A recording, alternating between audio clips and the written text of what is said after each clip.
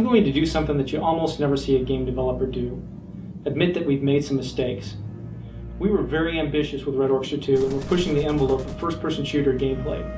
But we went too far too fast and shipped a game that had more issues than it should have had. Issues such as performance, bugs, unpolished features, high ping and lag all made it into the initial release. So even though the game had sold well and had won awards like PC Gamer's Multiplayer First-Person Shooter of the Year, we weren't going to be happy until our customers were happy. We had a goal of making a game that was true to the roots of the original Red Orchestra while expanding the player base with more accessibility. What we learned after the launch, though, was that the game was still too hardcore for most casual action gamers, and the hardcore fans of the original game thought it wasn't hardcore enough. So while we had gained some new fans, we hadn't reached all the players that we were trying to reach. We decided to address the issues by first going back to our mod team roots. As we grew from a mod team to a full development studio, a lot of our development happened behind closed doors, hidden away until it was just the right time to tell the press and the world about it. This is smart corporate PR, but leaves fans of the game out of the equation.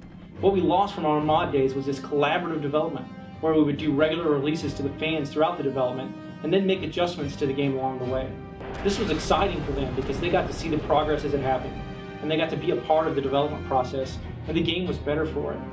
So when we went to make the Game of the Year Edition free content pack for Red Orchestra 2, we decided to go back to our roots and do it just like we did as a mod team. We added an open beta, which is available to all owners of Red Orchestra 2. The beta allows us to work closely with the community, taking in their feedback and iterating to provide them with the gameplay experience that they want. For months we've been hard at work on the first free content for Red Orchestra 2, the Game of the Year Edition. The content pack features an amazing new map called Mamiya Kurgan, as well as new and modified game modes that bridge the gap between what action gamers are used to and the tactical gameplay in Red Orchestra, as well as modes that cater to fans of the original game. The new level Mamiya Kurgan was designed to give players a longer range fighting experience than they were accustomed to. At the same time, the map allows for all sorts of playstyles. With Mamiya, the community is going to find an intense map that gives them the freedom to play how they want. One of our goals with Mamiya was to convey how cold and desolate the hill had become throughout the battle. We littered the field with destroyed buildings and vehicles, then went for a cool color palette on the exterior to contrast the buildings burning in the distance. A warm, home-like glow was used for the interior to show that the soldiers had spent months in these bunkers. On the content side of things, we added a whole new trench set complete with destructible pillboxes that the community can use in custom maps. For our first major update to Red Orchestra 2, we not only wanted to add new content and game modes, but also increase performance and refine existing gameplay features to a new level of polish. One of the things we learned from the fans after the release was that many of them thought the game was too hardcore, not hardcore enough, or just not enough like the original game, which is why we decided to add two new gameplay modes to the arsenal, Action Mode and Classic Mode. With Classic Mode, our goal was to return to the roots of what fans of the original Red Orchestra had fallen in love with. So now with Classic Mode, we've blended a lot of the great gameplay innovations in Red Orchestra with the tactical and edgy gameplay from the first game. With Action Mode, gamers can now experience that Red Orchestra gameplay without having to make such a huge jump from what they are used to, featuring a crosshair, easier aiming and toned down recoil, reduced damage, and less restricted access to a wide range of weaponry. Action Mode is the perfect first step for players into the world of Red Orchestra. We've had a lot of players clamoring for more realism in Red Orchestra 2, so we've made a lot of additions to the realism gameplay mode to ramp up the realism even further. We've enhanced the bullet ballistics to do less damage over distance and when penetrating objects in the world. Players will now stop sprinting when getting shot in the legs, and bandaging now takes much longer in this mode. The effects of suppression from being shot at are greatly increased, with suppressing fire being a much more viable tactic and having a much greater impact on gameplay. These are just a few of the things we've done to enhance the realism of Red Orchestra 2 for the Game of the Year Edition. Beyond additional content and features, the Game of the Year Edition also includes refined and improved gameplay across the board, vehicle improvements, and way better performance and polish. We listened to the community and, based on their feedback, refined and tweaked almost every major feature in the game. Refinement of several gameplay features such as lockdown, overtime, spawn protection, and spawn on squad leader result in a more enjoyable online gameplay experience. In this update, we've added an option for client-side hit detection.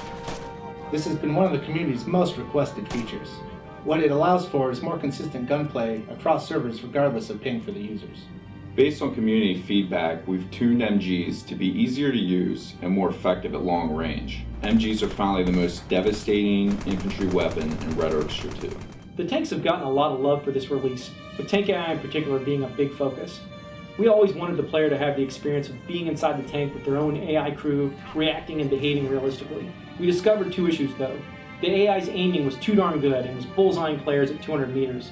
And most players don't like it when their tank just decides to do things they didn't tell it to do.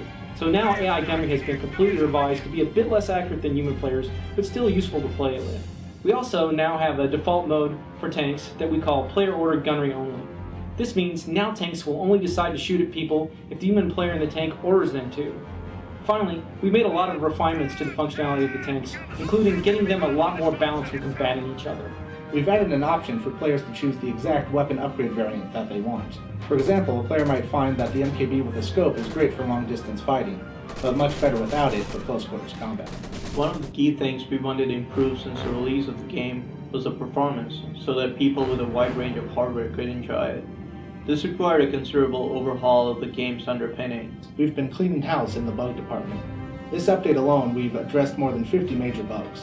At the end, we completely revamped the dynamic shadows in the game, optimized the player animations, changed the way the UI was rendered, optimized maps by combining meshes to reduce drawfalls, and even made core engine changes like the way the frames are smoothed. Winning the multiplayer first-person shooter Game of the Year award from PC Gamer was a great honor. It also highlighted to us that despite the bumps along the road, the game had taken some big risks to innovate and really made some great strides in pushing the multiplayer first-person shooter genre forward. And now with the Game of the Year edition, the game is even better.